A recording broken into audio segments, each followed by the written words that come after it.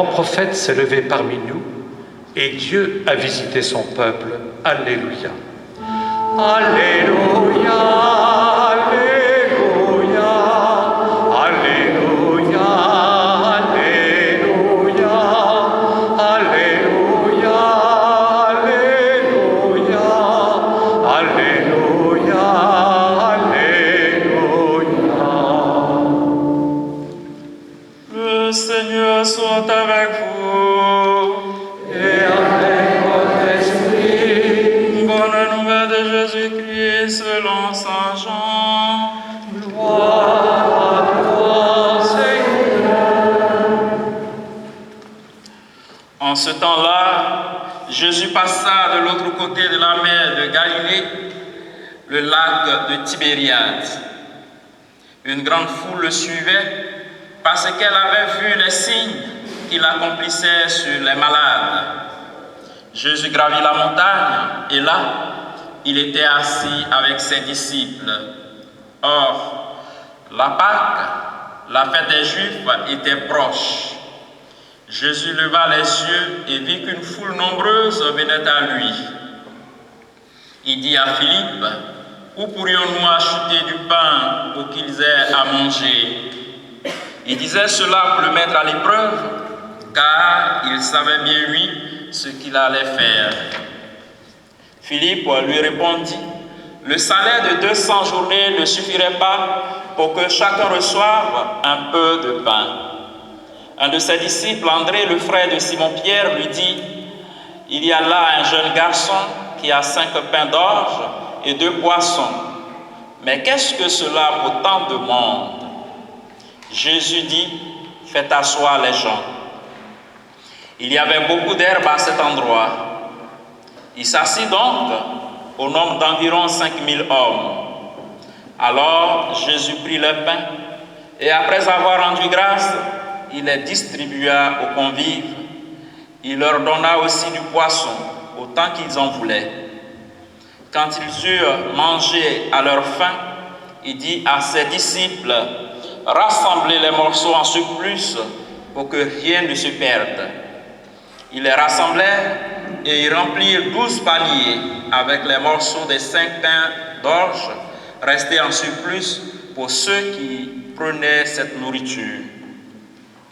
À la vue du signe que Jésus avait accompli, les gens disaient, « C'est vraiment lui, le prophète annoncé, celui qui vient dans le monde. » Mais Jésus savait qu'ils allaient l'enlever pour faire de lui leur roi.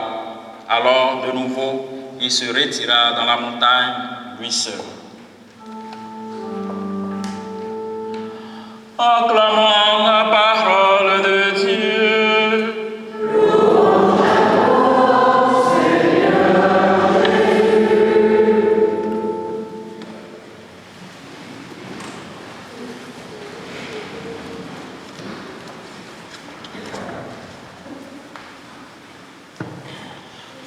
Bon, je voudrais d'abord m'excuser pour le test de la deuxième lecture. Elle était un peu perdue et puis je pensais retrouver la page pour elle. Malheureusement, de loin, je n'ai pas vu que ce n'était pas la page.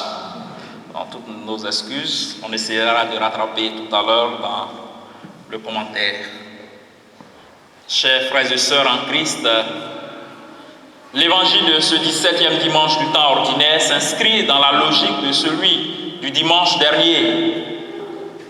En effet, le dimanche dernier, Saint Marc nous faisait remarquer qu'à la vue de la foule qui suivait Jésus, il fut saisi de compassion envers eux, parce qu'ils étaient comme des brebis sans berger. Il se mit à les enseigner longuement. Après avoir nourri cette foule, donc de la parole de Dieu, Jésus se soucie de leur chair, j'allais dire de leur ventre. Où pourrions-nous acheter du pain pour qu'ils aient à manger? Alors que Philippe s'inquiète, le salaire de 200 journées ne suffirait pas pour que chacun reçoive un peu de pain. André, le frère de Simon-Pierre, ouvre un chemin d'espoir. Il y a là un jeune garçon qui a 5 pains d'orge et 2 poissons. Mais en même temps, il est un peu sceptique. Mais qu'est-ce que cela peut bien faire pour tout ce monde rassemblé? Jésus, ayant appris qu'il y a là un jeune garçon qui dispose de 5 pains et de 2 poissons, dit à ses disciples, faites asseoir les gens. Sacré Jésus, que va-t-il faire? Avec le don du jeune garçon, Jésus va accomplir le miracle de la multiplication des pains, exactement comme Élisée l'a fait dans la première lecture. Vous avez pu l'entendre. Là, le miracle s'est produit après qu'un homme ait donné sur sa récolte 20 pains d'orge et du grain frais dans un sac. Dans l'un comme dans l'autre cas, il y a toujours la grande participation de l'homme qui apporte sur son indigence pour coopérer à la grâce et à la manifestation du salut de Dieu.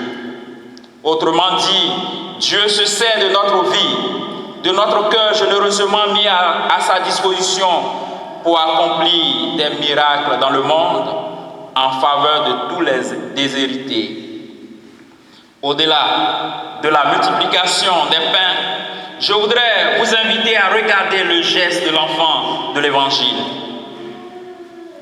Tout enfant qu'il est, il se détache de ses 5 pains d'orge et de ses 2 poissons. Il n'est pas resté collé à ses pains en pensant, si je donne, qu'est-ce que je vais manger? Il les donne aux disciples, les disciples à Jésus. Jésus les multiplie pour nourrir et rassasier la foule. Et quand pendant toute la semaine, j'ai commencé à méditer ce beau texte, je me suis rappelé de cette anecdote qui m'a été racontée par un ancien. Il disait, dans la rue, se trouvait là un mendiant chaque jour.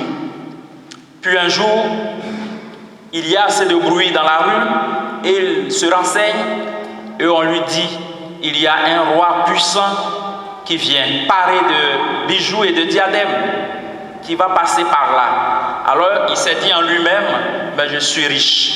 Si le roi passe ici aujourd'hui, il va me donner beaucoup d'argent.